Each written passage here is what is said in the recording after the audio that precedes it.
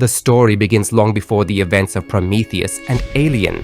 A highly intelligent race known as the space jockeys had reached the peak of scientific advancement. In their pursuit of longevity and eternal life, through constant genetic modifications, they lost the most vital thing of all, the ability to reproduce and preserve themselves as a species. Countless attempts at cloning failed to produce the desired results, but before this happened, they discovered a living planet in a distant system, one inhabited by extraordinary creatures on the brink of extinction. The engineers began studying the surviving organisms of this world, known as the hive. One of the jockeys was attacked by a creature that infected him through the mouth with a foreign life form. In the end, the death of one being gave rise to another. The engineer died during the birth of the first xenomorph. This particular type was named the Deacon. On the planet 5523, the engineers constructed an entire military testing ground dedicated to studying the creature.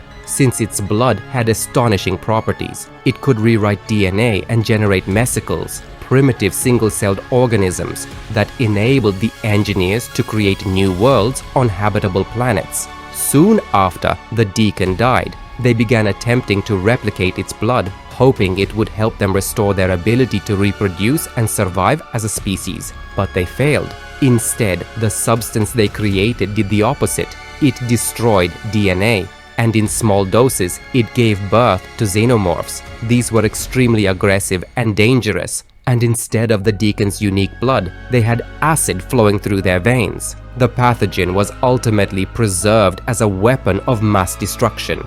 The Deacon was placed in a sarcophagus, and a tomb was built in honor of their new lord, one who had given them a chance to be reborn as a civilization. The engineer who died during the birth of the primordial xenomorph became the chosen one among all jockeys. He was buried next to the Deacon. In that sacred place, a monument was erected, a massive stone head representing the chosen. Every event was carved into the walls and etched into the surrounding frescoes. From that moment on, the chamber became a holy site for them. The remaining blood allowed the engineers to create their first colony on a nearby life-supporting planet known as Paradise. Humans were remarkably similar to the jockeys, though their lifespans were far shorter, mere hundreds of years compared to hundreds of thousands. Still, the engineers continued their journey through the stars, creating new worlds on every planet suitable for life.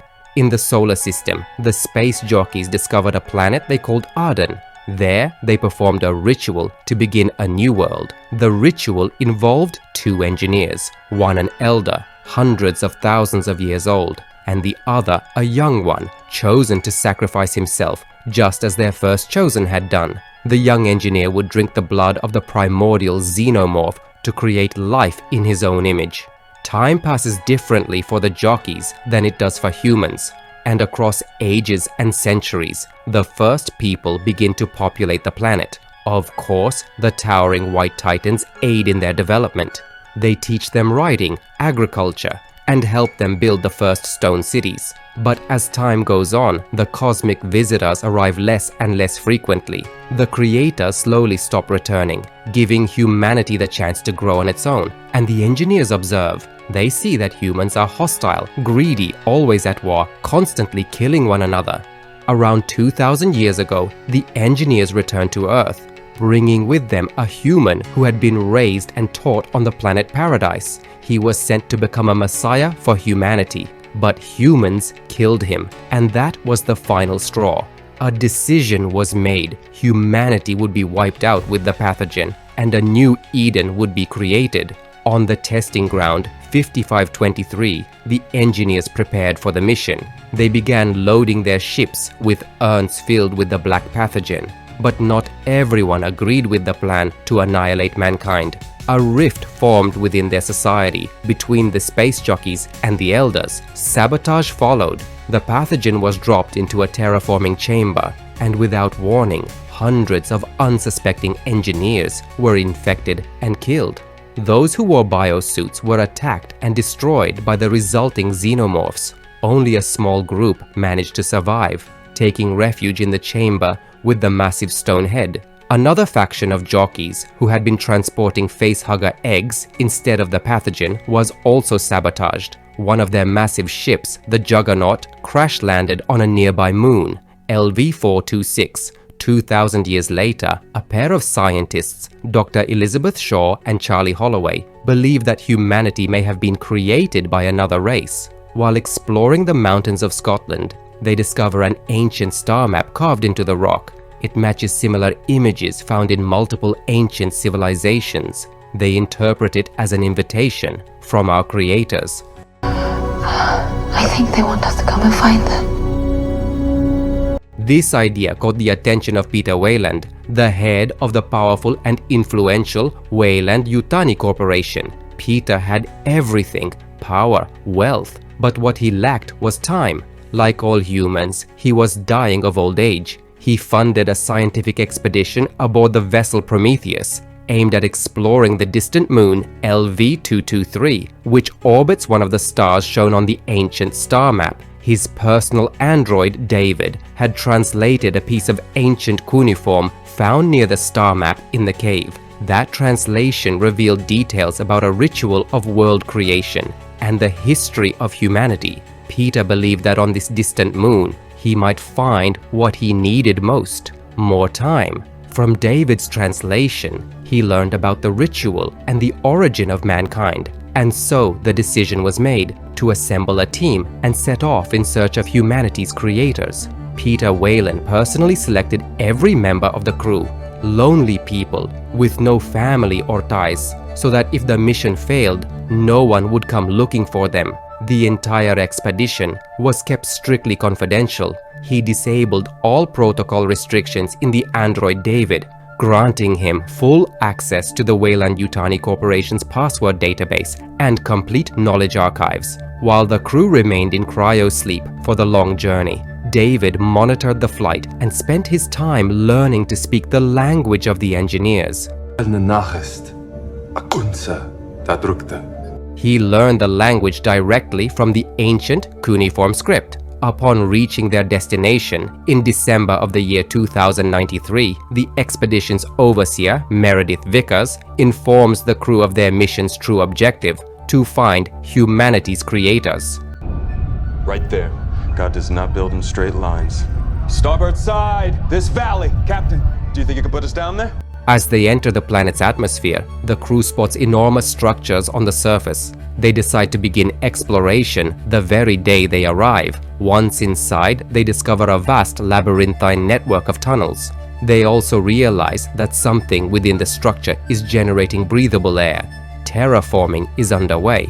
After hours of navigating the corridors, David finds a series of cuneiform inscriptions embedded into the walls, functioning like buttons. After a sequence of presses, he activates a memory hologram that reveals events from the distant past. When the holographic images of giant humanoids appear, the group follows them, witnessing a scene of fleeing engineers. They come across a dead body, its head severed by a closing door. Carbon dating confirms the body is around 2,000 years old. While the rest of the team is focused on the discovery, the first undeniable evidence of intelligent extraterrestrial life, David quietly translates the inscriptions on a massive sealed door and manages to open it. Inside, they find a massive monolithic statue in the shape of a humanoid head. This is the head of the Chosen One, the engineer who died giving birth to the original Xenomorph. Charlie Holloway discovers the tomb where the primordial creature is buried. Dr. Shaw makes the decision to retrieve the well-preserved severed head for further study. Biologists Milburn and Fifield, feeling sidelined by discoveries unrelated to their fields, attempt to return to Prometheus on their own, but they quickly become lost in the structure.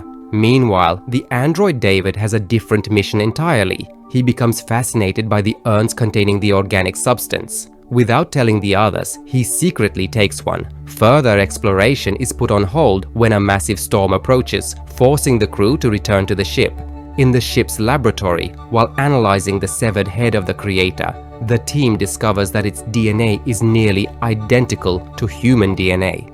David comes to a realization. The substance they've found isn't some elixir of eternal life. It's a biological weapon. And since his behavioral protocols have been disabled, he decides to test it on Charlie by secretly mixing a drop into his drink. Unaware that he now carries the pathogen in his bloodstream, Charlie has sex with Elizabeth that night. Overwhelmed by the emotional weight of their discoveries, the crew temporarily forgets that Milburn and Fifield are still inside the structure. Captain Janek eventually makes radio contact with them, but due to the intense storm, he tells them to stay inside and wait it out. As they wander the corridors, Milburn and Fifield stumble upon a mass grave, a pile of engineer corpses. Most of the bodies show signs of having been torn open from the inside, specifically around the chest cavity. Soon after, they encounter an unknown snake-like organism. It kills Milburn and sprays a corrosive fluid that melts through Fifield's helmet. He falls face first into a pool of the black liquid.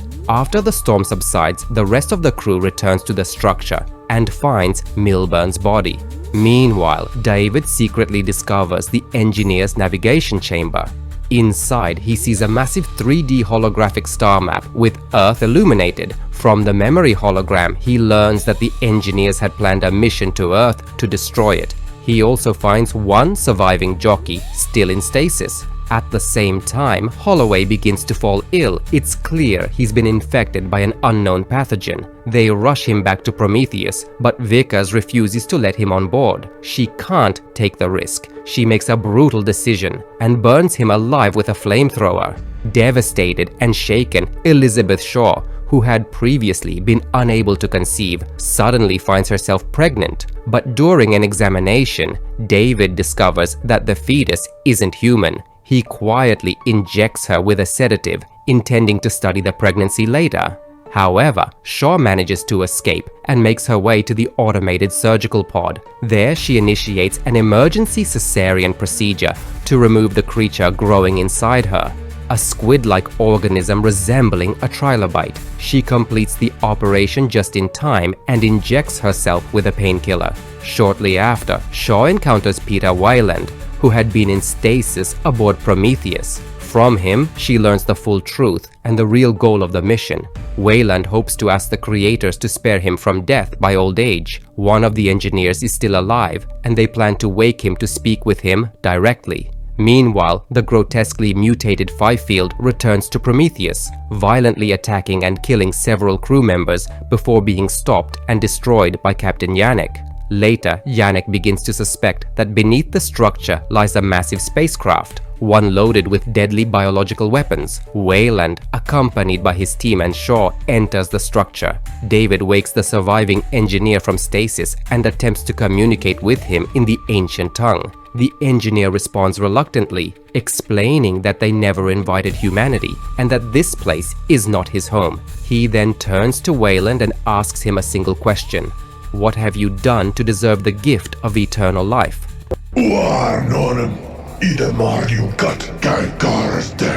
After the tense and drawn-out exchange, the engineer suddenly rips off David's head, then kills Weyland and the rest of his team. He proceeds to activate the spacecraft. Shaw manages to escape.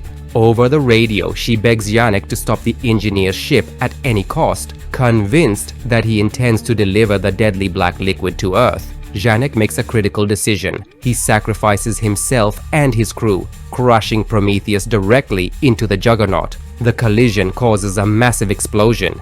As the alien ship crashes to the surface, Vickers is caught in its path and is killed. Dr. Shaw, however, survives the wreckage and makes it to the escape pod. Inside the medical bay, where she had performed the emergency surgery, the squid-like creature she removed has escaped from the surgical capsule and has grown to a massive size. Meanwhile, David's severed head warns Shaw that the engineer survived the crash and he's coming for her. You need to get out immediately. He's coming for you.